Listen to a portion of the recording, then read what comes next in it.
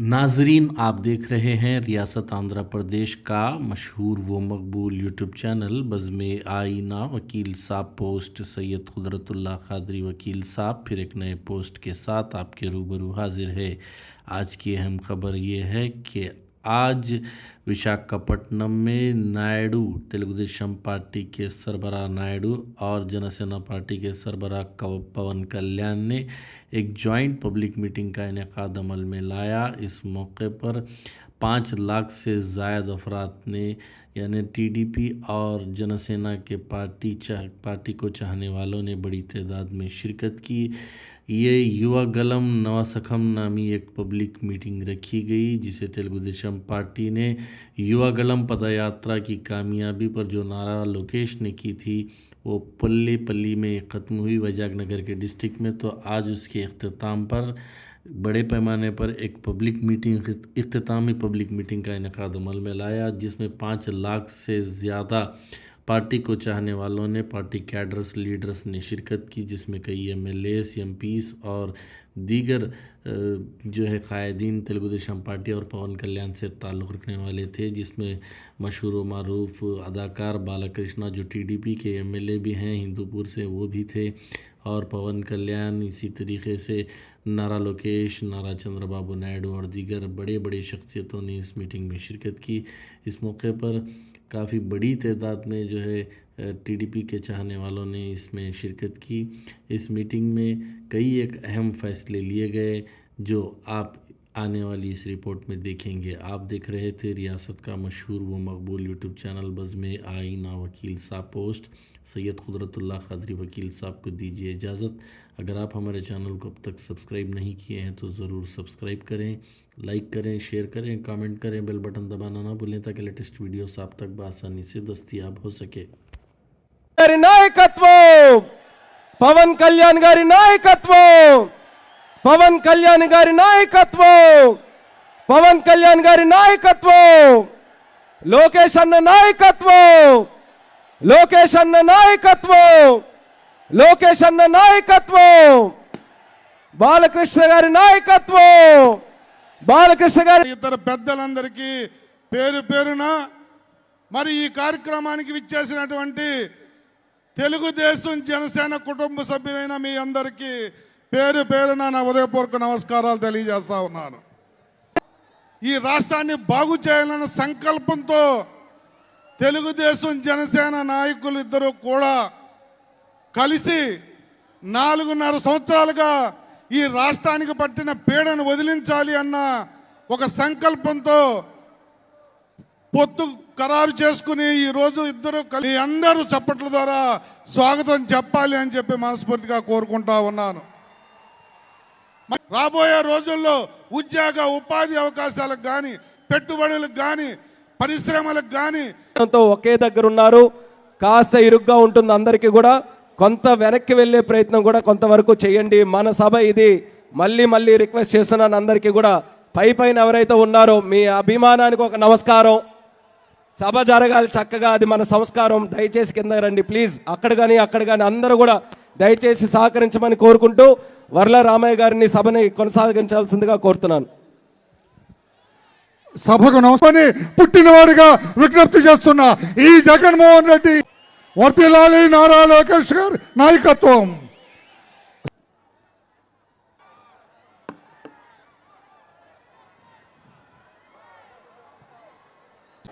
అదేవిధంగా పెద్దలు బాలకృష్ణ గారికి, అచ్చెన్నాయుడు గారికి, వేదికను అలంకరించిన జనసేన పార్టీ నాయకులు, తెలుగుదేశం పార్టీ ఈరోజు ఇటువంటి సభలో ఇరు పార్టీల అధ్యక్షుని వెనక చాలామంది కృషి చేశారు। స్థానాల్లో కూడా ఇబ్బంది పెట్టడానికి ఒక ప్రయత్నం చేస్తూనే వచ్చారు। చంద్రబాబుని ఆయన ఎంతో సమర్థవంతంగా నడుపుకుంటూ ముందుకు వచ్చారు। అదేవిధంగా పవన్ కళ్యాణ్ గారి మనం వెళ్ళడం వలన పూర్తిగా మనం సంబంధించిన తెలుగుదేశం పార్టీ కలిసి మొట్టమొదటిసారి ఒక అద్భుతమైన విజయం, అవసరమైతే నేను అడుగు వెనకేస్తా తప్ప పవన్ కళ్యాణ్ గారిని ముందుని నడిపించే విధంగా మన అందరం కూడా ముందుకెళ్దామని చెప్పి కార్యక్రమంలో మనం పాల్గొనడం ఒక గొప్ప కార్యక్రమంగా మనం తెలియజేస్తున్నాను। పాదయాత్ర జరుగుతున్నటువంటి సభ చంద్రబాబు నాయుడు గారు ఈ సభకి ఎవరం ఊహించలేదు, మేము ఊహించలేదు. లక్షలాదిగా వచ్చేసిలుగా పనిచేస్తున్నారు. ఈరోజు ఉత్తరాంధ్ర ఉంది, వెనక ధైర్యం లేదా? ఈరోజు ఈ రాష్ట్రాన్ని జగన్మోహన్ దబిడి దుబిడే. ఈరోజు మనం చిత్తశుద్ధితో పనిచేస్తే ఆదరించండి, తటస్థులారా రండి, నిర్మించుకోండి అని చెప్పి మీ అందరికీ తెలియజేస్తూ జై పవన్ కళ్యాణ్, జై పవన్ కళ్యాణ్, జై కేశ్ బాబు, జై బాలకృష్ణ గారు. ధన్యవాదాలు శ్రీ లోకేష్ బాబు. ఏదైతే ఈ యొక్క ప్రజాగళం యువగళంగా పదం తొక్కుతూ సుమారుగా 3132 కిలోమీటర్లు 226 రోజులు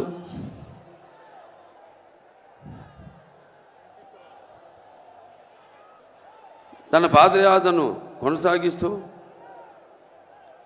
ప్రజలందరినీ కలుసుకుంటూ వాళ్ళని ఓదారుస్తూ వాళ్ళకి ధైర్యం చెప్తూ ముందుకు సాగిన ఆయన పాద యాత్ర యువగళం ఎంతో విజయవంతంగా ముగిసినందుకు ముగియడం కాదు, ఇది అంతం కాదు, ఇది ఆరంభం. ఇక్కడి నుంచి దగ్గరలో ఉంది మనకు ఎన్నికల సమరం. మనమంతా ఏదైతే ఈ యొక్క వైఎస్ఆర్సీపీ ఏదైతే పార్టీ అధికారంలో ఉందో వాళ్ళు చేస్తున్న దుశ్చర్యలకు, వాళ్ళు చేస్తున్న అక్రమాలకు, దౌర్జన్యాలకు తగిన గుణపాఠం యువతరానికి అంటే మేము ముఖ్యంగా ఈ యొక్క యువ గళమన్నది, ఈ పాదయాత్ర అనేది యువతరానికి ప్రతినిధులు, నవతరానికి నాయకులు, భారతదేశపు మహాశక్తి అయిన యువతను ఉద్దేశించి ముఖ్యంగా చరిత్ర తెలుసుకోవాలి. ఆ చరిత్రలో నుంచి మనం ఎన్నో కఠిన సమస్యను ఎంత ఎదుర్కొన్నాం ఇంతకుముందు, వాటినైనా పరిష్కరించుకున్నాం. కేవలం ఒక పార్టీ కాదు, కేవలం లేకపోతే తెలుగుదేశం పార్టీ వ్యవస్థాపకులు నందమూరి తారక రామారావు గారే కాదు, ఆయన పిలుపుకి స్పందించి ఎంతోమంది జనమంతా కూడా కులాలకు, మతాలకు, వర్గాలకు అన్నిటికీ దూరంగా ఒక్కటై ఎలా ఆనాడు అప్పుడు యొక్క పరిస్థితులకి తగిన గుణపాఠం చెప్పి ఎలా వాళ్ళకు కావలసిన ప్రజా జవాబుదారీ ప్రభుత్వాన్ని వాళ్ళు అధికారంలోకి తెచ్చుకున్నారో తిరిగి యువతరానికి గుర్తు చేసేలా, వాళ్ళంతా నెమరేసుకునేలా ఎంతో విజయవంతంగా ఈ పాదయాత్ర సాగినందుకు లోకేష్ బాబుని అభినందిస్తూ, అలాగే ఈ పాదయాత్రలో ఆయనతో పాటు సైనికులుగా ఆయనకి అండగా ఉంటూ ఆయన మీద ఈగను కూడా వాళ్ళనివ్వకుండా ఎన్నో ప్రయత్నాలు చేశారు అడ్డుకునేందుకు. పాదయాత్రను చూసాం మనం, మైకు లాక్కున్నారు, చివరకు కుర్చీ మీద నిలబడి మాట్లాడుతుంటే కుర్చీ కూడా లాగేసుకున్నారు. అటువంటి దుశ్చర్యలకు పాల్పడితే వాళ్ళంతా కూడా మరి ఆయనకి సైనికుల్లాగా ఉండి ఈ 26 రోజులు ఆయనకు అండగా ఉన్నారు. వాళ్ళందరికీ సుశిక్తులైన సైనికులందరూ కూడా నా అభినందనలు తెలియజేసుకుంటూ, మరి నేను ఇక్కడ అంటే సమాజం మీద దేవాలయం, ప్రజలే దేవుళ్ళు, అందులో నేను ఒక అర్చకుణ్ణి అని నినాదంతో ఆనాడు నందమూరి తారక రామారావు గారు తెలుగుదేశం పార్టీని స్థాపించడం జరిగింది. అంటే నటులు కేవలం సినిమాలకి పరిమితం కాదు, నటులు కేవలం రంగు వేసుకుని ప్రజలకి దూరంగా ఎక్కడో షూటింగ్లు చేసుకుంటూ కాదు. నేను వాళ్ళ సోదరుడు పవన్ కళ్యాణ్ని సినిమాల కంటే ఎక్కువ ఈ రోడ్ల మీద చూస్తున్నాను, సభల్లో చూస్తున్నాను. అంటే నేను చెప్పొచ్చేది ఏంటంటే సినిమాలే కాదు, మన ప్రతి ఆ సినిమాల ఫలితంగా మనకు వచ్చే ఆదరణ, అభిమానాన్ని నాన్నగారు ఎప్పుడు అంటుండేవారు, ఏ రుణం మనం పెట్టుకోకూడదని. అది రుణశేషం కావచ్చు, రుణశేషం కావచ్చు, అగ్నిశేషం కావచ్చు, శత్రుశేషం కావచ్చు. అలాగే నీళ్ళ శేషం కూడా ఆయన ఉంచుకోలేదు. చివరికి ఏ మద్రాసు నుంచి అయితే ఆయన వచ్చారో తిరిగి ఆ మద్రాసుకు తాగునీటిని కూడా తిరిగి ఇచ్చారు ఆయన. అటువంటి మరి ఈనాడు మీ రుణం తీర్చుకోవాల్సిన బాధ్యత కేవలం నటులుగానే కాదు, మేము ఇద్దరం ఈ సమాజంలో పౌరులుగా అది మా బాధ్యత అని తెలియజేయడానికి మరి ఆనాడు సోదరుడు పవన్ కళ్యాణ్ గారు పార్టీని స్థాపించారు. జనసేన పార్టీని ఎన్నో ఏళ్ల క్రితం 2014లో 2008లో 14 అప్పటి నుంచి కూడా ఆయన పోరాటం కొనసాగిస్తూనే ఉన్నారు. ఇక్కడ ఫ్లోరైడ్ విషయంలో అయితేనేమి ఇలా ఇప్పుడు ఇక్కడ రణస్థలంలో జరిగినప్పుడు కూడా అప్పుడు యువకులంతా కూడా స్పందించి ఆయన రాకను స్వాగతిస్తూ మరి ఎక్కడికి మేము ఎందుకు వలస పోవాలి, మేము పుట్టిన గడ్డ ఇది, తెలుగు జాతి మనది, నిండుగా వెలుగు జాతి మనది. ఎక్కడైతే మనం వాళ్ళంతా ఆనాడు చంద్రబాబు నాయుడు గారి యొక్క దూరదృష్టితో అటు ఐటీ రంగం అయితే సైబరాబాద్ సిటీ అయితేనేమి, లేకపోతే ఈ యొక్క ఎన్నో అభివృద్ధి పథకాలను తీసుకురావడం ముందుకి, అలాగే ఈ యొక్క మహిళలకు ఈ యొక్క డ్వాక్రా మొట్టమొదటిసారిగా దేశంలోనే ఈ పొదుపు స్కీమ్ తీసుకురావడం అయితేనేంటి, ఇటువంటి ఎన్నో కార్యక్రమాలు చేపట్టడం వల్ల ఆనాడు అందరికీ ఉపాధి కలగడం జరిగింది. మహిళా సాధికారత వాళ్ళ కాళ్ళ మీద వాళ్ళు నిలబడి వంటిటి కుంతేళ్లు కాకుండా వాళ్ళు కూడా సంపాదించి మరి వాళ్ళు కూడా మగవాళ్ళకి సమానంగా ధీటుగా బ్రతకగలిగే ఒక మంచి అవకాశాన్ని కలిగించారు. మరి ఆనాడు రామారావు గారు ఆయనకి చెప్పుకుంటూ పోతే ఆయన ప్రవేశపెట్టిన పథకాలు ఎంతో సుసాధ్యమైనవి, అలాగే సామాన్యులకు ఎంతో అనుకూలమైనవి కూడా. మరి ఆయన అప్పుడు ఆనాడు ప్రవేశపెట్టిన పథకాలు మరి ఆయన అమలు చేస్తూ అలాగే అందరూ కూడా వాటిని అనుకరించేలా చేశారు ఆనాడు. అందుకే ఆయన పేదవాడి ఆకలికి అన్నగా, లేకపోతే జనం భవితకు ఒక తండ్రిగా, ఆయనకు అండగా ఉన్న మహిళలకు ఆర్థిక సహాయం చేసిన, స్వాతంత్రం కల్పించిన ఒక అన్నగా ఆయన శాశ్వతంగా మన గుండెల్లో నిలిచిపోయాడు రామారావు గారు. మరి అదే ఆయన బిడ్డ తెలుగుదేశం పార్టీని ఆయన తొరత ఆయన అడుగు జాడల్లో అదే క్రమశిక్షణతో పార్టీని ముందుకు తీసుకెళ్లారు నారా చంద్రబాబు నాయుడు గారు. మరి ప్రపంచ దేశాలకి ఒక విజన్కి ఆదర్శం నందమూరి నారా చంద్రబాబు నాయుడు గారు. ఇవాళ చూస్తున్నాం మనం రాష్ట్ర పరిస్థితి ఎంతో, అంటే ఈ ఒకటేమో ఒక సమర్థత లేని ప్రభుత్వం, ఒక చెత్త ప్రభుత్వం. కింజారపు అచ్చెన్నాయుడు గారికి, రాష్ట్ర తెలుగుదేశం అధ్యక్షులు కింజారపు అచ్చెన్నాయుడు గారికి, తెలుగుదేశం జాతీయ అధ్యక్షులు శ్రీ నారా చంద్రబాబు నాయుడు గారికి, యువ నాయకులు, తెలుగుదేశంని ముందు తరంకి నడిపిస్తున్న యువ నాయకులు శ్రీ నారా లోకేష్ గారికి, వేదిక పైనున్న తెలుగుదేశం పెద్దలకి, తెలుగు మహిళలకి, తెలుగుదేశం కార్యకర్తలకి, తెలుగుదేశం నాయకులందరికీ పేరు పేరున నా హృదయపూర్వక నమస్కారం. ఈ వేదిక పైన ఉన్న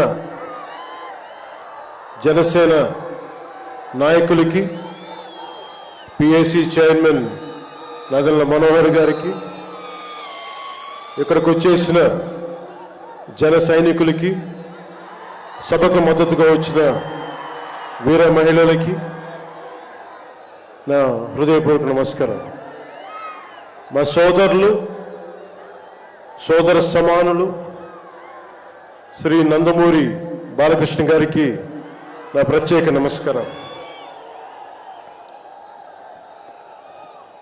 ఈ సభని, యువగళాన్ని సభ ఇలా జరుగుతుంది, నన్ను ఆహ్వానించాలని ప్రతిపాదన వచ్చినప్పుడు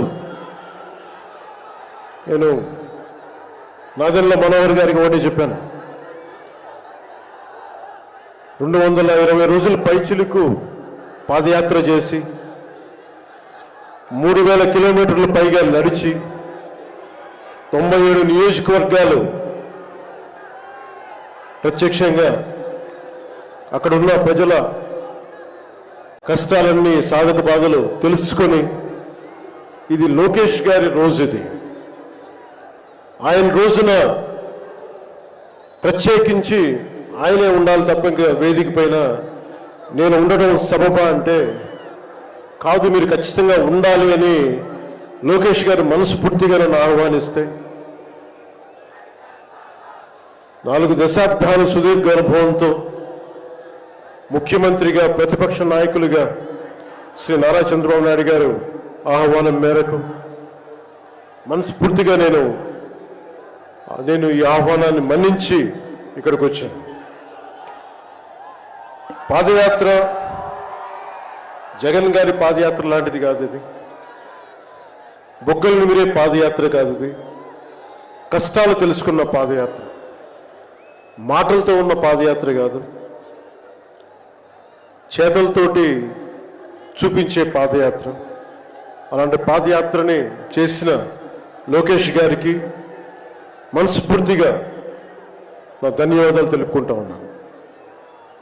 ఒకసారి నాకు పాదయాత్ర చేస్తున్నప్పుడు చాలా అసూయ ఉంటుంది. నేను నడుద్దామంటే నాకు నడవనిచ్చే పరిస్థితి ఉండదు. పాదయాత్ర వల్ల చాలా అనుభవాలు ఎదురవుతాయి. చాలా మందితో సాధక బాధలు తెలుసుకోవచ్చు, కష్ట సుఖాలు పంచుకోవచ్చు. అలాంటి అవకాశం నాకు లేనందుకు ఈరోజు నాకు చాలా బాధగా. అలాంటి నాకు రాని అవకాశాన్ని లోకేష్ గారు దిగ్విజయంగా చేయటం, పూర్తి చేయడం నాకు చాలా ఆనందంగా ఉంది. మన ఆంధ్రప్రదేశ్ స్ఫూర్తి భారతదేశానికి చాలా కీలకమైనది. ఈ రోజున భాషా ప్రయుక్త రాష్ట్రాలు ఏర్పడ్డాయి అంటే పుట్టి శ్రీరాములు గారి బలిదానం, త్యాగ ఫలితం. ఆయన స్ఫూర్తి వల్ల ఈ రోజున మనకి భాషా ప్రయుక్త రాష్ట్రాలు ఏర్పడ్డాయి. సో భారతదేశానికి మనం చాలా స్ఫూర్తినిచ్చిన నేల ఇది. అలాగే ఐఏఎస్లు, ఐపీఎస్లు ఉమ్మడి ఆంధ్రప్రదేశ్కి రావాలని ఉవ్విళ్ళూరేవారు. ఈ ఐఏఎస్ అకాడమీల్లో, నైనిటాల్లో ఉండే అకాడమీస్లో ప్రతి ఐఏఎస్ అధికారి చెప్పేది ఆంధ్రప్రదేశ్ ఒక మోడల్ స్టేట్, అది అక్కడికి వెళ్ళాలి. ఈ రోజున అలాంటి ఆంధ్రప్రదేశ్ ఎందుకు వెళ్ళకూడదో ఆ మోడల్ కింద అయిపోయింది ఈ జగన్ గారి నాయకత్వంలో. నేను చంద్రబాబు గారు జైల్లో అన్యాయంగా పెట్టినప్పుడు నాకు చాలా బాధ కలిగింది.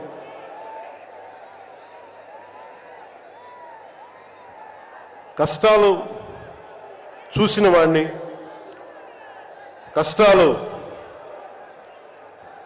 దగ్గరగా పెద్దల నుంచి చిన్నప్పటి నుంచి చూసిన వాడిని, కష్టాలు అనుభవించిన వాడిని, ఓటమి వచ్చినప్పుడు ఒంటరితనం ఎలా ఉంటుందో తెలిసిన వాడిని,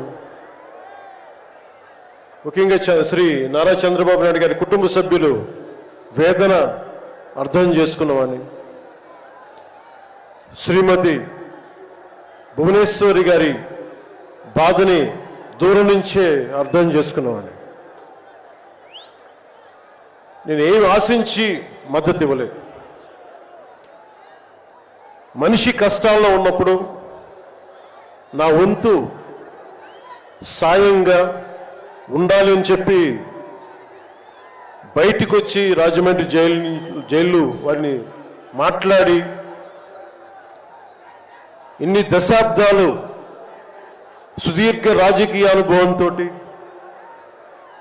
జాతీయ స్థాయిలో ఎన్డీఏ లాంటి దీనికి పక్షానికి చాలా కీలకమైన బాధ్యతలు వహించిన వ్యక్తి. ఆయన్ని జైల్లోకి అన్యాయంగా పెట్టడం చాలా చాలా బాధ కలిగించింది. కాంగ్రెస్ నాయకులు చేసిన తప్పుకి సోనియా గాంధీ గారు పెట్టారు జగన్ గారిని జైల్లో. ఆ కక్ష చంద్రబాబు గారి మీద చూపించడం చాలా అవివేకం. ఇలాంటి పరిస్థితుల్లో రాష్ట్ర విభజన జరిగినప్పటి నుంచి 2014 నుంచి విభజన జరిగినప్పటి నుంచి ఈ రోజున హైదరాబాద్ రాజధాని ఆంధ్రప్రదేశ్కి తెలంగాణకి ఉమ్మడిగా అభివృద్ధి చేసిన రాజధాని. మనకి రాజధాని లేకుండా విభజన జరిగి సరైన పంపకాలు లేకుండా విభజన జరిగి ఇలాంటి కష్ట సమయంలో నేను ఆ రోజున తెలుగుదేశం పార్టీ భారతీయ జనతా పార్టీకి సంయుక్తంగా నేను పోటీని విరమించుకొని మరీ మద్దతు ఇచ్చాను. దానికి కారణం కూడా ఒక దశాబ్దం పాటు ఒక పార్టీని నడపాలి అంటే చాలా బలమైన అనుభవం ఉండాలి. కూర్చొని అనుభవంతో భవిష్యత్తులో పార్టీ చాలా అవసరం అని చెప్పి నేను ఒక దశాబ్ద కాలం పాటు ప్రత్యక్ష రాజకీయాల్లో ఉందాం అని ఆలోచించి ఆ రోజున తెలుగుదేశం పార్టీకి మద్దతు తెలిపాం. ప్రభుత్వం వచ్చింది ఆ రోజున. దురదృష్టవశాత్తు చిన్న అభిప్రాయ భేదాలు కావచ్చు, కమ్యూనికేషన్ గ్యాప్ వల్ల కావచ్చు 2019లో అది ముందుకు తీసుకెళ్ళలేకపోయాం. ఆ తీసుకెళ్ళలేని లోటు, దాని తాలూకు రియాక్షన్ వైఎస్ జగన్ ప్రభుత్వం వచ్చేసింది. నేను ఏ రోజున కూడా ఒక దశాబ్దం కాలం పాటు చాలా సుదీర్ఘమైన అనుభోగిలో రాజకీయాలకు ఈ ఆంధ్రప్రదేశ్కి కావాలి. నా వంతు కృషి నేను మద్దతు ఇద్దామని ఆ ప్రయత్నంలో మనం మిస్ అయ్యాం. దాన్ని ఈ 2024 మనం ప్రభుత్వాన్ని స్థాపిస్తున్నాం, మార్పు తీసుకొస్తున్నాం, జగన్ని ఇంటికి పంపించేస్తున్నాం.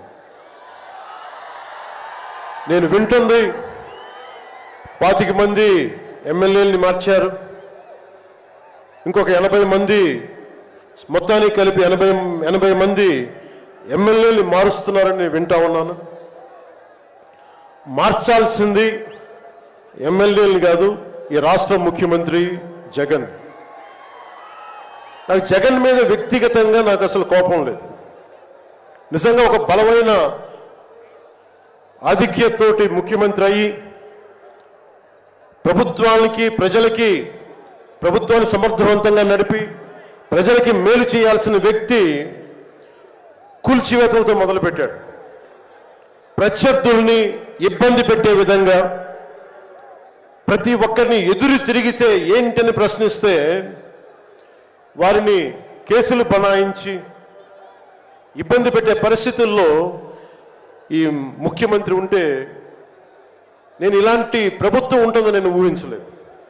ఆయన స్వయంగా ప్రమాణ స్వీకారానికి నన్ను ఆహ్వానించినప్పుడు వారికి ఒకటే తెలియజేశాను, మీరు చాలా సమర్థవంతంగా పరిపాలించండి, ప్రజలకి మేలైన ప్రభుత్వం ఇవ్వండి, మేము ఒక పార్టీగా ప్రజల పక్షాన్ని వహించి సద్విమర్శ చేస్తాం అని అంటే చెప్పి ఆయనకి నా శుభాకాంక్షలు తెలియజేశాను. కానీ దురదృష్టవశాత్తు ఈ వ్యక్తికి కక్ష సాధింపు వ్యక్తి, ఎవరు ఒక మాట అనకూడదు, ప్రజాస్వామ్యం అనే ఒక పదానికి విలువ తెలియదు, ఏదైనా మాట్లాడితే దాడులు చేయించడం, చాలా నీచంగా తిట్టించడం, ఇన్ని దశాబ్దాల ఆంధ్రప్రదేశ్ రాజకీయ చరిత్రలో ఏ ఒక్క నాయకులు కూడా వైఎస్ రాజశేఖర రెడ్డి గారితో కలిపి కూడా ఏ ఒక్కరు కూడా ఇంటిలో బయటికి రాని ఆడపడుచుల్ని తల్లుల్ని ఒక్క మాట లేదు. ఎవరు కూడా నాయకుల్ని తిట్టారు, విమర్శలు చేశారు, దిగుజారుడిగా మాట్లాడి ఉండొచ్చేమో, కానీ ఇంటిలో బయటికి రాని ఆడపడుచుల్ని, ఇంటి పట్టునే ఉండి బయటికి రాని తల్లుల్ని చాలా నీచంగా విమర్శించే ఈ సంస్కృతి జగన్ నాయకత్వంలో ఈ వైసీపీ ప్రారంభించింది.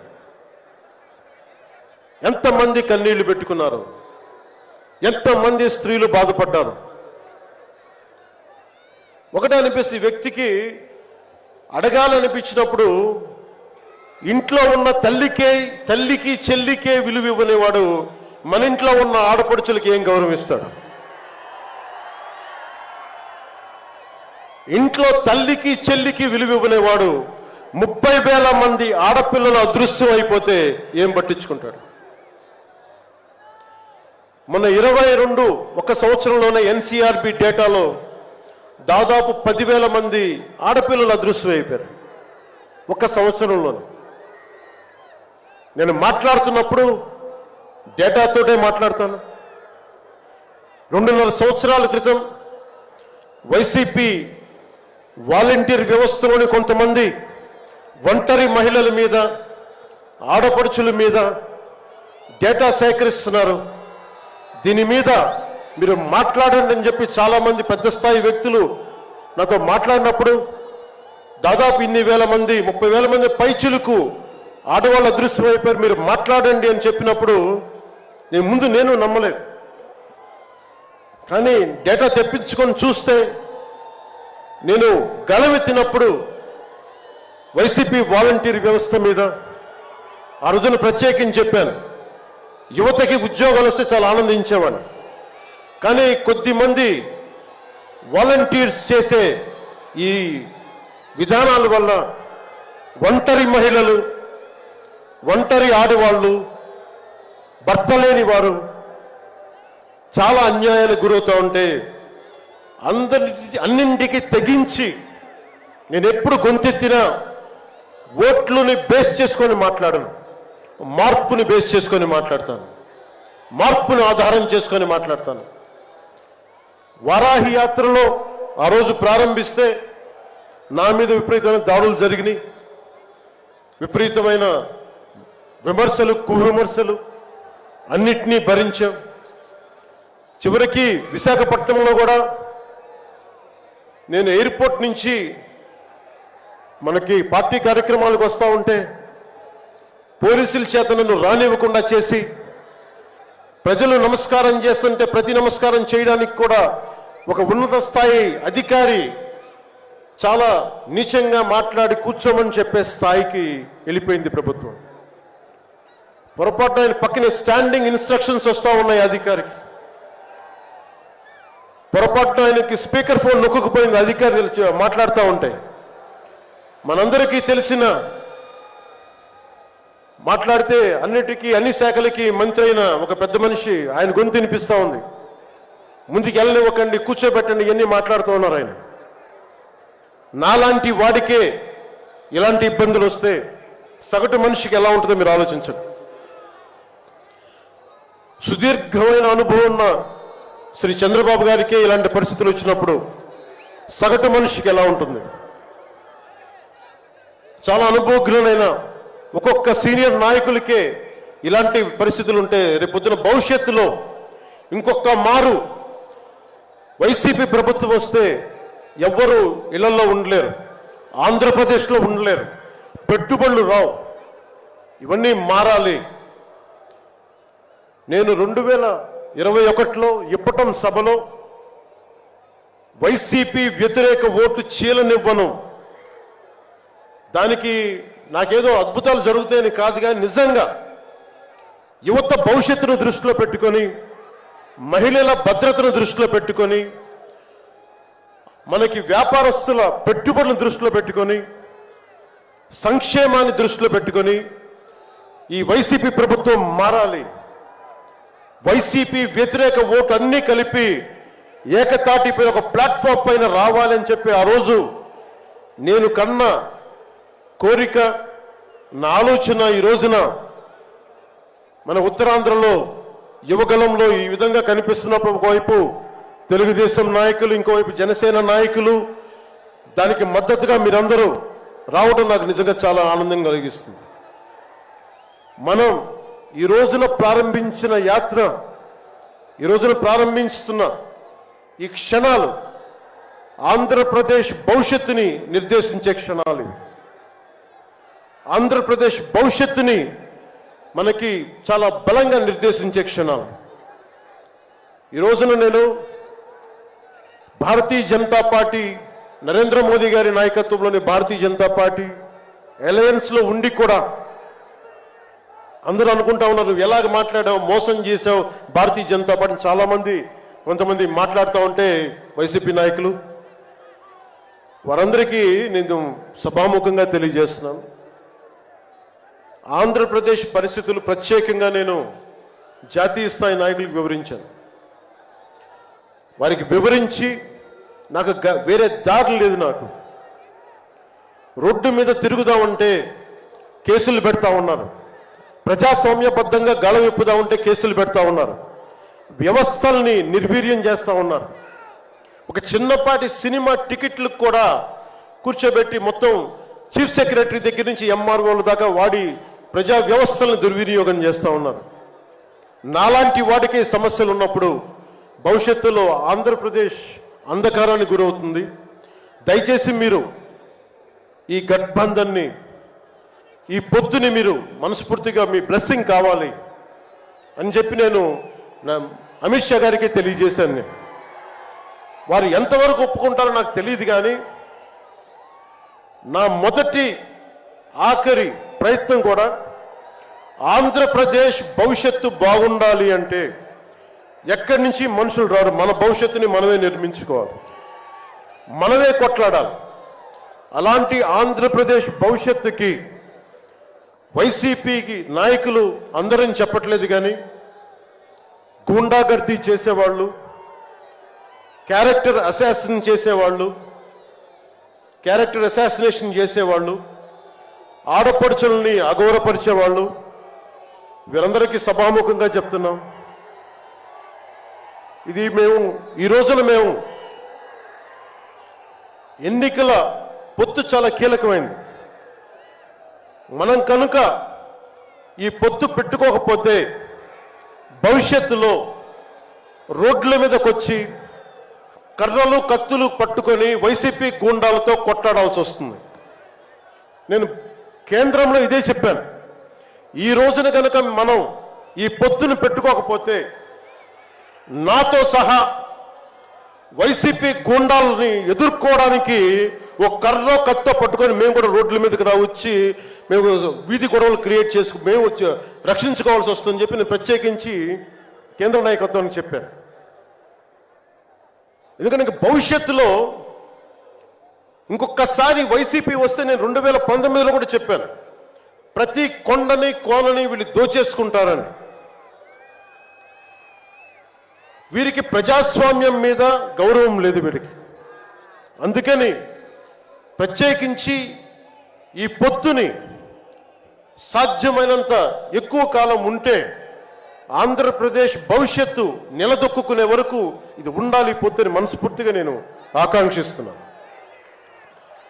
నేను భవిష్యత్తు నేను కూర్చునేది రోడ్లు కానీ సోదరులు లోకేష్ గారు చెప్పారు, జనసేన ఆలోచన విధానంతో మేమందరం మాట్లాడుకున్నాం. భవిష్యత్తులో ఉమ్మడి మేనిఫెస్టో కూడా రిలీజ్ చేస్తాం. దాంట్లో ముఖ్యంగా నేను చెప్పదలుచుకుంటుంది ఇన్ఫ్రాస్ట్రక్చర్, రోడ్లు కానీ, హెల్త్ కేర్ కానీ, primary health care centres, secondary health care centres, tertiary health care centres, అలాగే మనకి యువతకి ఉపాధి అవకాశాలు, గవర్నమెంట్ ఎంప్లాయీస్కి సిపిఎస్ రద్దు మీద ఎలాంటి నిర్ణయం తీసుకోవాలి, రెబీరో గారు పెట్టినట్టుగా పోలీస్ రిఫార్మ్స్ ఇంప్లిమెంటేషన్, అలాగే టీచర్లకి ఉద్యోగాల భర్తీ, రైతులు, కౌలు రైతులు, ఉద్యానవన రైతులు, సెరికల్చర్ రైతులు, ఆక్వా రైతులకి లాభసాటిగా ఎలా ఉండాలి, ప్రభుత్వ పాఠశాలలు, సంక్షేమ హాస్టల్ స్థితిగతుల్ని ఎలాగ మార్చాలి, అంగన్వాడీ కార్యకర్తలకు ఎలాగ ఉండాలి, అండగా ఉండాలి, పంచాయతీల్ని ఎలా బలోపేతం చేయాలి, మత్స్యకారులకి, గిరిజనులకి, దళితులకి ఎలాంటి పథకాలుంటే వారి జీవితాలు మరింత మెరుగవుతాయి, అలాగే చేనేత కార్మికులకి ఎంత అండగా ఉండాలి, వైద్యం అందుబాటులోకి ఎలా తీసుకురావాలి, సంఖ్యాబలం లేని బీసీ కులాలకి ఎంత అండగా ఉండాలి, వీటన్నిటి మీద చాలా లోతైన ఒక ఎక్సర్సైజ్ చేస్తూ ఉన్నాం. దీన్ని బేస్ చేసుకొని ఒక ఉమ్మడి కార్యాచరణకు, ఉమ్మడి ప్రణాళిక నారా చంద్రబాబు గారు మేము కలుసుకొని వచ్చే ఇలాంటి పెద్ద సభలో, రానున్న పెద్ద సభల్లో ఒకటి సంయుక్తంగా దీన్ని రిలీజ్ చేస్తాం. ఈరోజు నేను ప్రత్యేకించి నా మాటని, ఇది లోకేష్ గారి రోజు కాబట్టి, ఆయన కష్టపడి ఆయన రోజు కాబట్టి నేను నా ఉపన్యాసాన్ని కుదించే మాట్లాడుతున్నాను. ముగింపు వాక్యాలుగా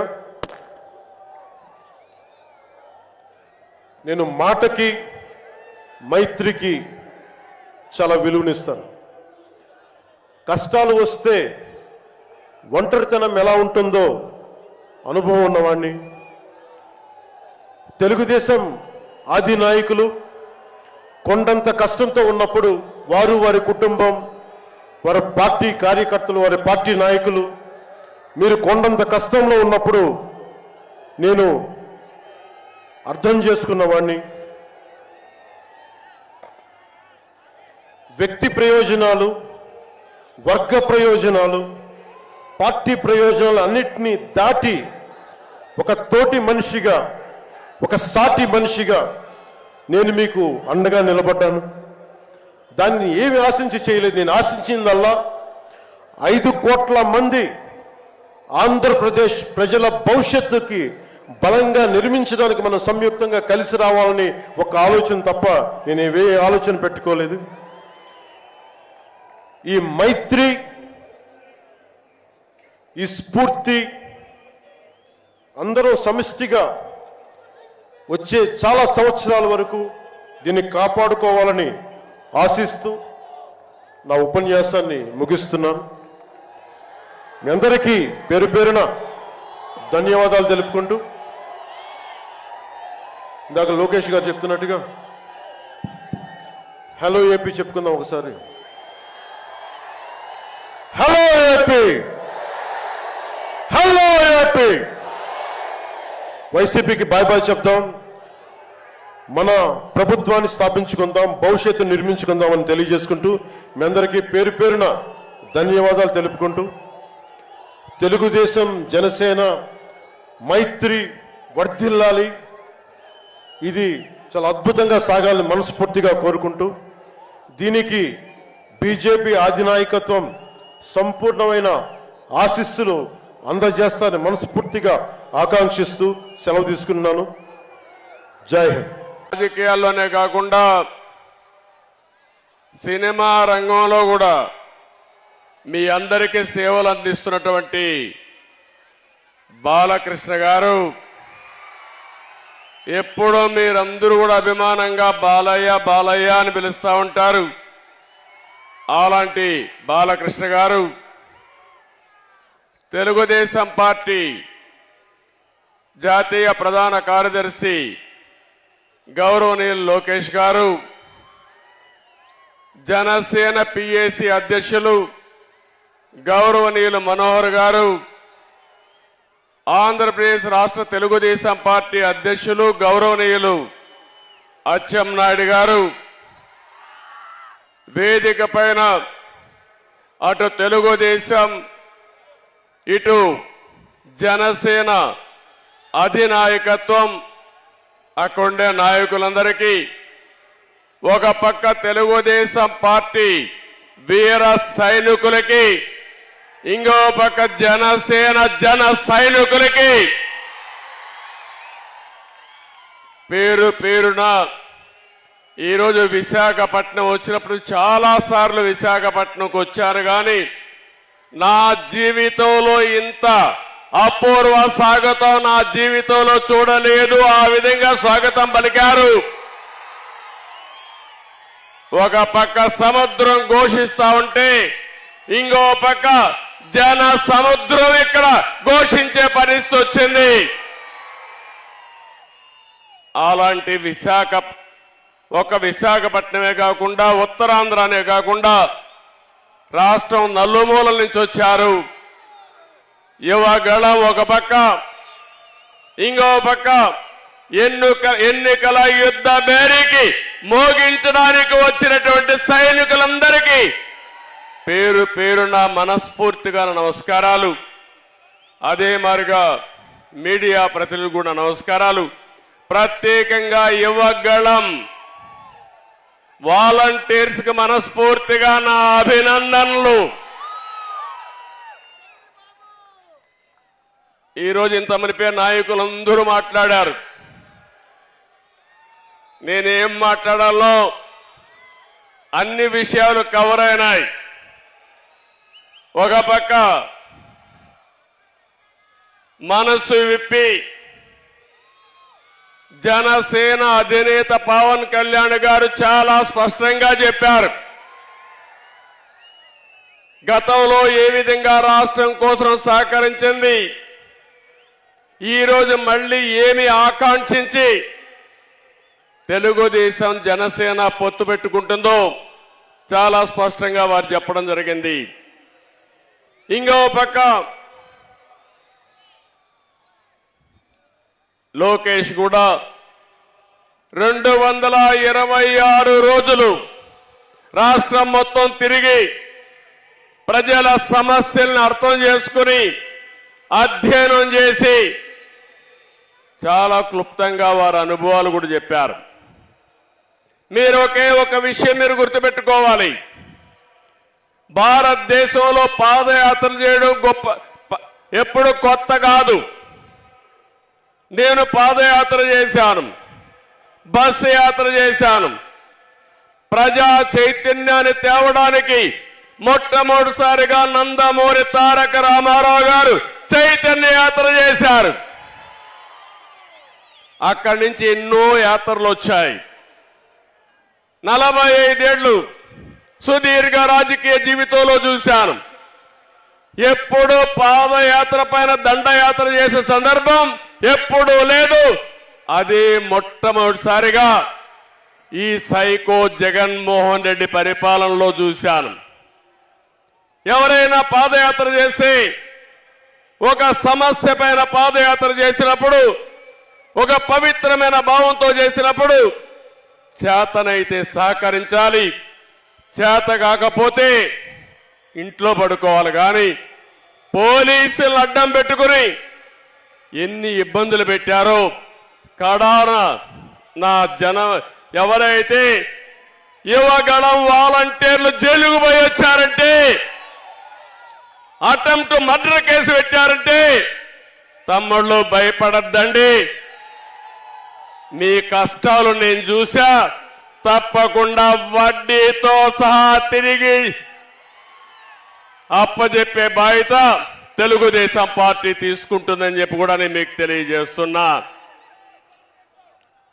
యువగళం జనగణంగా మారి ప్రజా గర్జనకు నాంది పలికింది. నేను ఈరోజు మనస్ఫూర్తిగా ప్రజలందరినీ అభినందిస్తున్నాను. మీలో ఉండే ఆవేదన, బాధ, ఆక్రోశం, ఆగ్రహం ఇవన్నీ కూడా యువగళంలో చూపించారు. రోజు రోజుకి ఉద్యమంగా ముందుకెళ్ళింది. ఈ కార్యక్రమంలో సహకరించినటువంటి తెలుగుదేశం పార్టీ, జనసేన కార్యకర్తల్ని మనస్ఫూర్తిగా అభినందిస్తున్నా. అదే సమయంలో ఈ కార్యక్రమాన్ని పూర్తిగా జయప్రదం చేసినటువంటి ప్రజలందరినీ మనస్ఫూర్తిగా ధన్యవాదాలు తెలియజేసుకుంటున్నాను. ఈరోజు యువత, బంగారు భవిష్యత్తు ఉండవలసిన యువత ఈరోజు ఆంధ్రప్రదేశ్లో మనం చూస్తున్నాం. ఈ ముఖ్యమంత్రి చెప్పిన పని ఒక్క పని చేశారా తమ్ముళ్ళు అని మిమ్మల్ని అడుగుతున్నా. జాబ్ క్యాలెండర్ ప్రతి సంవత్సరం పెడతా అన్నాడా లేదా? జనవరిలో పెడతా అన్నాడా లేదా? 5 జనవరిలో అయిపోయినాయా లేదా? పెట్టాడా అని మిమ్మల్ని అడుగుతున్నా. ఒక్క ఉద్యోగం ఇవ్వలేదు. ఉండే పరిశ్రమలు పోయినాయి. మొత్తం యువత జీవితాల్ని నాశనం చేసే పరిస్థితికి వచ్చాడు. ఈరోజు ప్రపంచంలోనే తెలుగు యువత అగ్రస్థానంలో ఉంటే అదే ఆంధ్రప్రదేశ్లో యువత అధఃపాతాళంలో ఉండే పరిస్థితి వస్తా ఉంది. ఒక్క పరిశ్రమ రాలేదు. వచ్చిన పరిశ్రమలు పారిపోయినాయి. తరిమేసే పరిస్థితి వచ్చింది. ఇది చాలా బాధాకరం. నేను ఒకటే హామీ ఇస్తున్నా, యువతకు తెలుగుదేశం జనసేన అండగా ఉంటాం. ఉపాధి కల్పించే బాధ్యత, మీ భవిష్యత్తుకి భరోసా ఇచ్చే బాధ్యత మేము తీసుకుంటామని మరొక్కసారి హామీ ఇస్తున్నా. ఇంకో పక్క లోకేష్ని కూడా మనస్ఫూర్తిగా అభినందిస్తున్నా. ఒక పార్టీ అధ్యక్షుడిగా ఏదైనా ఒక సంకల్పం ఉంటే చిత్తశుద్ధితో పనిచేస్తే ప్రజలు ఆదరిస్తారు. అలాంటి కార్యక్రమానికి శ్రీకారం చుట్టాడు. ఒక పార్టీ అధ్యక్షుడిగా మనస్ఫూర్తిగా ఆయన చేసిన కృషికి అభినందిస్తున్నానని చెప్పి కూడా నేను మీకు తెలియజేసుకుంటున్నా. ఈరోజు పవన్ కళ్యాణ్ గారు చెప్పిన విషయాలు కానీ, ఇంకో పక్క బాలకృష్ణ గారు, లోకేష్ గారు మాట్లాడిన విషయాలు, అచ్చెన్నాయుడు గారు మాట్లాడిన విషయాలు నేను పూర్తిగా ఎండార్స్ చేస్తున్నాను. సుదీర్ఘ రాజకీయ చరిత్రలో ఎంతో మంది ముఖ్యమంత్రులు చూశాను. వారి యొక్క రాష్ట్రం కోసం వారు చేసిన పనులు చూశాను. కొంతమంది చేత కాకుండా పోతే వారిని విమర్శించే సందర్భాలు కూడా ఉన్నాయి. రాజకీయాల్లో ఎప్పుడు కూడా రాజకీయ వ్యతిరేకత ఉంటుంది తప్ప వ్యక్తిగత వ్యతిరేకత ఉండదు. ఈ విషయం మీరు గుర్తుపెట్టుకోవాల్సిన అవసరం ఉంది. ఈరోజు ఈ రాష్ట్రంలో చూస్తా ఉంటే విశాఖపట్నంలో ఉన్నాం మనం. విజయనగరం, భోగాపురం నియోజకవర్గంలో మీటింగ్ పెట్టుకున్నాం. ఇక్కడే విమానాశ్రయానికి నేను ఆ రోజు నాంది పలికాను. ల్యాండ్ అక్విజిషన్ కూడా చేశాను. అదే తెలుగుదేశం పార్టీ అధికారంలో ఉండుంటే 2020కే విమానాశ్రయం వచ్చేది. ఇప్పటికి కూడా రాలా. అంటే ఎలాంటి ప్రవర్తన చేశాడో మీరు గుర్తుపెట్టుకోవాల్సిన అవసరం ఉంది. ఉత్తరాంధ్ర మొత్తం ఈ 5 సంవత్సరాల్లో వైసీపీ కబ్జాలో నలిగిపోయే పరిస్థితి. నేను అన్ని విషయాలు ఇక్కడ మాట్లాడలేం కానీ ఈరోజు రాష్ట్రంలో ఉండే ప్రతి ఒక్కరికి విజ్ఞప్తి చేస్తున్నా. 5 కోట్ల ప్రజలకు విజ్ఞప్తి చేస్తున్నాను. మీరు ఆలోచించవలసిన అవసరం ఉంది. ఇది జనసేన తెలుగుదేశం పార్టీల కోసం కాదు, లేకపోతే నా కోసం, పవన్ కళ్యాణ్ కోసం కాదు. 5 కోట్ల ప్రజల భవిష్యత్తు కోసం, భావి తరాల భవిష్యత్తు కోసం ప్రతి ఒక్కరూ ఆలోచించాల్సిందిగా నేను కోరుతున్నా. ఈ విశాఖపట్నంలో మీరు చూస్తే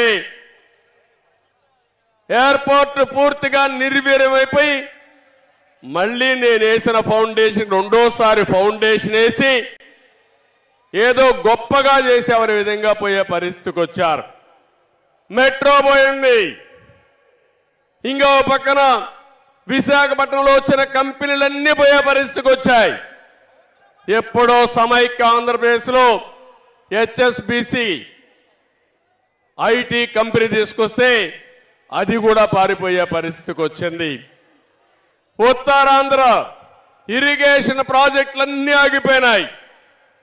నేను అడుగుతున్న ఈ ముఖ్యమంత్రిని, ఇక్కడే ప్రజానీకాన్ని, ఈరోజు మీరందరూ ఒకసారి చూస్తే ఈ ప్రభుత్వం వచ్చిన తర్వాత ఉత్తరాంధ్రలో అభివృద్ధి ఆగిపోయింది.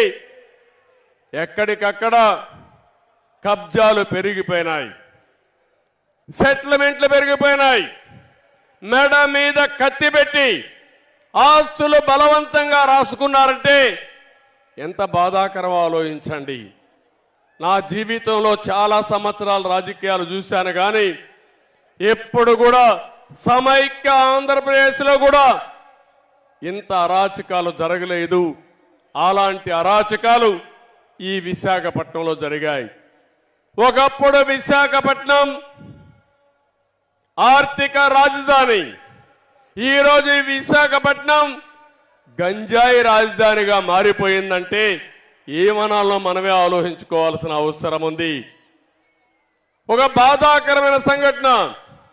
విశాఖ అంటే ఎప్పుడూ నాకు అత్యంత ప్రీతి ప్రాంతమైన నగరం, ప్రాంతం. దానికి కారణం ఉదుహుదు వస్తే ఉద్దువద్దు కాస్త మనిపోయింది. నేను ఇక్కడికి వచ్చి 10 రోజులు ఇక్కడుండి ప్రజల సహకారంతో విశాఖకు ముందు, ఉద్దువద్దు ముందు, ఉదుహు తర్వాత ఏ విధంగా ఉందో నిర్మాణం చేసిన పార్టీ తెలుగుదేశం పార్టీ. సహకరించిన ప్రజానీకం ఈ విశాఖపట్నం వాసులని చెప్పి కూడా నేను మీకు తెలియజేస్తున్నా. ఈరోజు ఇంకొక విషయం మీరు ఒకసారి గుర్తుపెట్టుకోవాలి. రివర్స్ పాలన ఉన్నాడు, విధ్వంస పాలనకు నాంది పలికాడు. ఇంత మునిపే మిత్రులు చెప్పారు, కక్ష సాధింపులు, విధ్వంసాన్ని చేయడం, మంచి చేయడం చేత కాకపోతే గమ్మునుంటే నష్టం రాదు, కానీ కావాలని విధ్వంసం చేసుకుంటూ వస్తే ఏం జరుగుతుందో బెస్ట్ ఎగ్జాంపుల్ ఆంధ్రప్రదేశ్. ఒక విషయం మీరందరూ గుర్తుపెట్టుకోవాలి, ఒక మంచి చేస్తే ఆ మంచి ఫలితాలు అందరికీ వస్తాయి. అదే పబ్లిక్ పాలసీ, అదే సుపరిపాలన. ఒక చెడు చేస్తే ఆ చెడు వల్ల అందరికీ నష్టం వస్తుంది. అదే ఈరోజు ఈ జగన్మోహన్ రెడ్డి చేసే పని. ఒక్క ఛాన్స్ అన్నాడు, ఒక్క ఛాన్స్ పాపానికి రాష్ట్రం 30 సంవత్సరాలు వెనక్కెళ్ళిపోయే పరిస్థితి వచ్చింది. అందుకే నేను పవన్ కళ్యాణ్ గారిని మనస్ఫూర్తిగా అభినందిస్తున్నాను. ఒక మాట ఆయన చెప్పాడు, నవ్ ఆర్ నెవర్. ఇప్పుడు కానీ మనందరం కలవకపోతే, వైసీపీ వ్యతిరేక ఓటు చీలకుండా కాపాడుకోకపోతే ఈ రాష్ట్రాన్ని కాపాడలేమని బేషరతుగా ముందుకొచ్చిన వ్యక్తి పవన్ కళ్యాణ్ గారు. దానికి మనస్ఫూర్తిగా అభినందిస్తున్నానని చెప్పి మీకు తెలియజేస్తున్నా. ఇంకొక మాట కూడా చెప్పాడు, వైసీపీ విముక్త ఆంధ్రప్రదేశ్గా ఆంధ్రప్రదేశ్ ఉండాలని కోరాడు. రాజకీయాల్లో పార్టీలు పెట్టే స్వేచ్ఛ ఎవరికైనా ఉంది, తప్పు లేదు, ప్రజలు ఎంపిక చేసుకుంటారు. కానీ రాష్ట్రాన్ని సర్వనాశనం చేసే హక్కు మాత్రం ఎవ్వరికీ లేదు. మేమంతా 5 సంవత్సరాలు మీరు ఓట్లేశారు. ఈ రాష్ట్రానికి ఒక ట్రస్టీగా ఉండమన్నారు, చేతనైతే మంచి చేయమన్నారు. చేత కాకపోతే పరిపాలనని దింపేసరికి మీరు సిద్ధంగా ఉన్నారు. కానీ ఈ 5 సంవత్సరాల్లో మీరు ఒక్కసారి చూస్తే 1-2 కాదు, ఆ రోజు హైదరాబాద్ నగరాన్ని నేను అభివృద్ధి చేశాను. తర్వాత వచ్చిన పాలకులు ఇలాంటి కక్ష కట్టి హైదరాబాద్ని విధ్వంసం చేసుంటే ఈరోజు హైదరాబాద్లో ఈ సంపద ఉండేదా అని మిమ్మల్ని అడుగుతున్నా.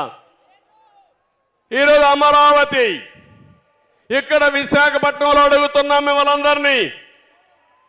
ఈరోజు మన రాజధాని ఏదని మిమ్మల్ని అడుగుతున్నా. ఆ రోజు మీరందరూ ఒకే మాట చెప్పారు, అమరావతి నేను ప్రపోజ్ చేసినప్పుడు అమరావతి ఆంధ్రప్రదేశ్ రాజధానిగా ఉంటుంది, విశాఖపట్నం ఆర్థిక రాజధానిగా ఐటీ హబ్గా ఉంటుందని మీరే సహకరించారు. అవునా కాదా అని మిమ్మల్ని అడుగుతున్నా. ఇప్పుడు చెప్పండి, మూడు ముక్కలాటాడాడు ఈ ముఖ్యమంత్రి. అమరావతిని సర్వనాశనం చేశాడు ముఖ్యమంత్రి. ఈరోజు ఇక్కడికి వచ్చి నేను వారం 10 రోజులు విశాఖపట్నంలో బస్సులో ఉండి ఉదువు తుఫాను వల్ల నష్టపోతే మళ్ళీ పూర్తిగా కోలుకున్న తర్వాత ఇక్కడి నుంచి వెళ్ళారు. ఈయన రాక మునిపే రిషికొండ మొత్తం నాశనం చేసి రిషికొండ బోడిగొండగా తయారు చేసి ఒక ముఖ్యమంత్రి విలాసం కోసం 500 కోట్ల రూపాయలు ఖర్చు పెట్టే హక్కు ఎవడిచ్చాడని మిమ్మల్ని అడుగుతున్నా. బాధ అనిపించదా అని అడుగుతున్నా. ఒక్కోసారి ఆవేదన గుండెలు పిండేసినట్టు ఉంటుంది ఇవన్నీ తలుచుకుంటే. ఏంటి అరాచకం? ఎక్కడికి తీసుకుపోతున్నారు ఇవన్నీ? అమరావతి పూర్తిగా నిర్వీర్యమైపోయింది, విధ్వంసం అయిపోయింది. ఇంకో పక్క పోలవరం రాష్ట్రానికే వరం. ఏం తమ్ముళ్ళు, ఆ రోజు తెలుగుదేశం పార్టీ ఉండుంటే 2020కి పోలవరం పూర్తి చేసి జాతికి అంకితం చేసి ఈరోజు కరువు అనే మాట లేకుండా చేసేవాళ్ళం. అది పోయింది. ఇంకో పక్క విద్య, వైద్యం, ఆరోగ్యం అన్ని కూడా మీరు చూస్తే వ్యవస్థలన్నీ భ్రష్టు పట్టాయి. ఇప్పుడే పవన్ కళ్యాణ్ గారు ఒక లిస్ట్ అంతా కూడా చెప్పారు. మేము మేనిఫెస్టోలో ఏమేం చేయబోతామో స్పష్టంగా ఆలోచించి తొందరలోనే ఉమ్మడి మేనిఫెస్టో తయారు చేస్తామని వారు చెప్పారు. రోడ్ల వ్యవస్థ పూర్తిగా భ్రష్టు పట్టింది. నేను ఒక్క సెక్టర్ చెప్పడం లేదు, రాష్ట్రంలో ప్రతి ఒక్క సెక్టర్ కూడా పూర్తిగా దెబ్బతిన్నాయి. ఎక్కడికక్కడ విధ్వంసం పాలయ్యే పరిస్థితి వచ్చింది. కడాన మీరు ఒకసారి చూస్తే ఇసుక, లిక్కర్ కానీ అన్ని విషయాల్లో కూడా స్వార్థం కోసం రాష్ట్రాన్ని భ్రష్టు పట్టించి మొత్తం దెబ్బతినే పరిస్థితికి వచ్చాం. వైఎస్ఆర్ కాంగ్రెస్ పార్టీ అబద్ధాల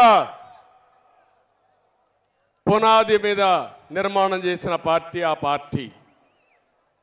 నేను అడుగుతున్నా, ఎన్నికల ముందు ప్రత్యేక హోదా సాధిస్తానని చెప్పారా లేదా? మీరు సాధించారా అని అడుగుతున్నా.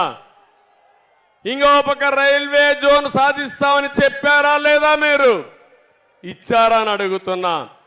మద్యపాన నిషేధం పెట్టిన తర్వాతనే నేను ఓటు అడుగుతానని మద్యపానం పైన వచ్చే ఆదాయాన్ని తాకట్టు పెట్టి అప్పులు చేసే పరిస్థితికి వచ్చారు. సిపిఎస్ వారంలో రద్దు చేస్తా అన్నారు, చేశారని అడుగుతున్నా. 1-2 కాదు, బాబాయ్ హత్య జరిగితే ఆ హత్య వేరే వాళ్ళపైన వేసి హైకోర్టు స్టే తెచ్చుకొని సిబిఐ కావాలని అడిగిన మీరు ఈరోజు సమాధానం చెప్పే పరిస్థితిలో ఉన్నారని అడుగుతున్నా. ఇవే కాకుండా బాధుడే బాధుడు, అన్ని పెరిగిపోయినాయి. ఆ రోజు అన్ని విషయాల్లో ఏం చెప్పారో ఈరోజు ఏం చేశారో మనమే చూస్తున్నాం. నేను ఒకే ఒక విషయం చెప్తున్నా, ఈ రాష్ట్రంలో ప్రతి ఒక్కరూ ఇబ్బందుల పాలైపోయారు, ప్రతి ఒక్కరూ నష్టపోయారు. బాధ ఆవేదనతో ఎవరైనా బయట వస్తే వాళ్ళపైన తప్పుడు కేసులు, ఎవరైనా ప్రశ్నిస్తే వాళ్ళపైన వేధింపులు. ఇక్కడ వేదిక మీద ఉన్నారు, చాలా మంది ఉన్నారు, కేసులు లేని వాళ్ళు ఎవ్వరూ లేరు. మొన్నటి వరకు పవన్ కళ్యాణ్ పైన కేసులు లేవు, కానీ రాజకీయాల్లోకి వచ్చాడు కాబట్టి ఆయన పైన కూడా కేసులు పెట్టే పరిస్థితికి వచ్చేసారు. కనీసం నా జీవితంలో నా పైన ఎప్పుడు కేసులు లేవు, కానీ ఈరోజు కేసుల గురించి నేను మాట్లాడను. అవన్నీ కోర్టులో ఉన్నాయి కాబట్టి నేను మాట్లాడకూడదు, కాబట్టి నేను కేసులు కూడా మాట్లాడడం లేదు. ఇలాంటి పరిస్థితి చూస్తా ఉంటే ఈ రాష్ట్రంలో ప్రజాస్వామ్యంలో మనం ఉన్నామా అని నాకు అనుమానం వస్తుంది. ఎవరు ఇంట్లో స్వేచ్ఛగా బ్రతికే పరిస్థితి లేదు, స్వేచ్ఛగా తిరిగే పరిస్థితి లేదు. అన్యాయం జరిగితే ఇది అన్యాయం అని ప్రశ్నించే పరిస్థితి లేదు. మీ ఆస్తులు కబ్జా చేస్తే గొంతు మీద కత్తి పెట్టి రాయించుకుంటే ఇది తప్పని అడిగితే రక్షించే నాదుడే లేడు. ఇప్పుడు కూడా